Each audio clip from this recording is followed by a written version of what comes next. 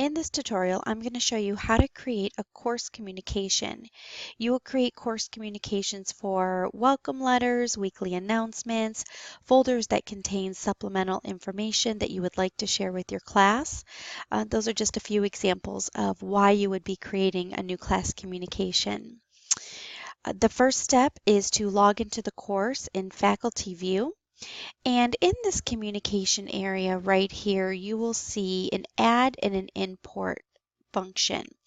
You want to click the add function and drag the icon to where you would like it placed in the course room. Notice as I drag it around, you see that symbol with an arrow and a gray bracket. What that's telling you is this is the area in which your communication will stick. So I can place it there, I can place it in between, I can place it in this container, but for this particular assignment, your welcome letter, I'm going to place it in the welcome message container. So the first thing I like to do is title my communication for my class.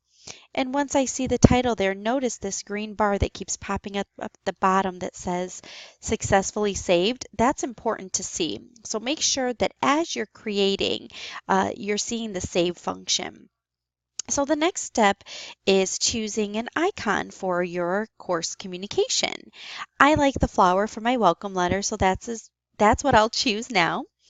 And then I will go down to student content area. Let's talk about these areas for a minute. If you place content in this area, your students will be able to see it. If you place if you place content in this area, your students will not be able to see it. So we always want to make sure that when creating a class communication, you place content in this area only.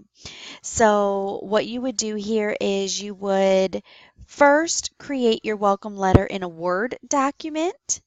And then once you've created your communication in a Word document, you will copy from that document your text and then come to the box. Did you see it right there? The paste from Word icon. And click and paste your information from your Word document, and there is your welcome letter.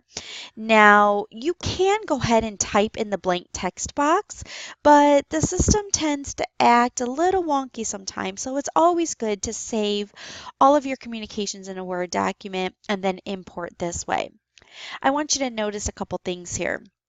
When I pasted from my Word document, my formatting as far as my font size and colors, pictures and videos did not transfer over.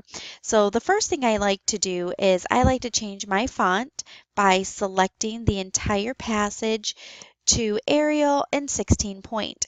I always go with a 16 point font no matter what kind of course communication I'm creating, because it's just so much nicer to see in the classroom. I think the standard font is really small. Okay, so then I would go here and there's certain areas in which I want to add maybe pictures or video. So let me show you how to do that. If I wanted to add a picture below my content here, I would place my cursor in the area I'd like to add my picture. Click on this image icon. Click Upload, choose a file from my computer, and here's my picture. Send it to the server, and there you go. Now it automatically chooses a size for you, but I really like 400, and it's up to you how big you want your picture. But I'll click OK, and there it is. Now you can also upload a video from YouTube to your course communication, and it can also be a video from .mp4 file. So if I'd like to upload a YouTube video, I would just copy and paste the YouTube link here, click OK, and then a frame box will appear, and then when you click done editing, you will see the whole video. So let me show you what that looks like here. Let's go to YouTube. And let's just take the first video link here. So let's copy link address, and then coming back to the course room, putting my cursor where I want my video to be, clicking the YouTube icon, pasting that link, and here's your in frame. Now notice you don't see the video like you see the picture, but once you click done editing, the video is there. Now, if everything looks good to you here, notice I have hyperlinks. I'll show you how to do that too here in a moment. Well, let's go back and um, do that. So if something does not look satisfactory to you here, you can just click in the content area and you're right back in editing mode. So if I wanted to hyperlink this link, I would highlight it, copy it, and go right here to the hyperlink. And as you can see, it's already pasted there, but I can repaste it for training purposes. And then click OK. And that is hyperlinked. We always like, if you're going to offer a link to your students, it's best if you go ahead and hyperlink it so that the student doesn't have to copy and paste it into their own browser. They can simply click the link from your communication and arrive at the destination. Furthermore, you can hyperlink words. So if I wanted to direct you to Blue Quill, I could highlight that word, click the hyperlink, add the web address I would like to direct you to, click OK, and the word Blue Quill is hyperlinked. So when you click on it or a student clicks on it, it will again take them right to the destination. So if everything looks good, click Done Editing and Publish to Class. Now I clicked publish once and this changed a little bit.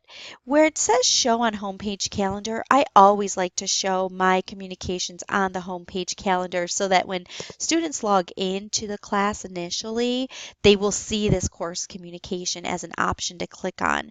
So since this is a welcome letter, I will make it for the duration of the course. If it were just a weekly announcement, I would only make it active on the timeline for that particular week. So let's choose the last day of the course and click Publish again. Okay, as you see, when I did that, this took me back out into the course room. In a live class, that won't happen. Sometimes in training demo rooms, things don't always work like they're supposed to. And this is a very small glitch, but it's okay. We can go back in and we can check and see if our course communication is there. So let's switch to faculty view, view course, and there is my course communication. Now we can click on it, and as you can see, everything is there. Now, if you go to student view, you will also see this course communication because it has been published.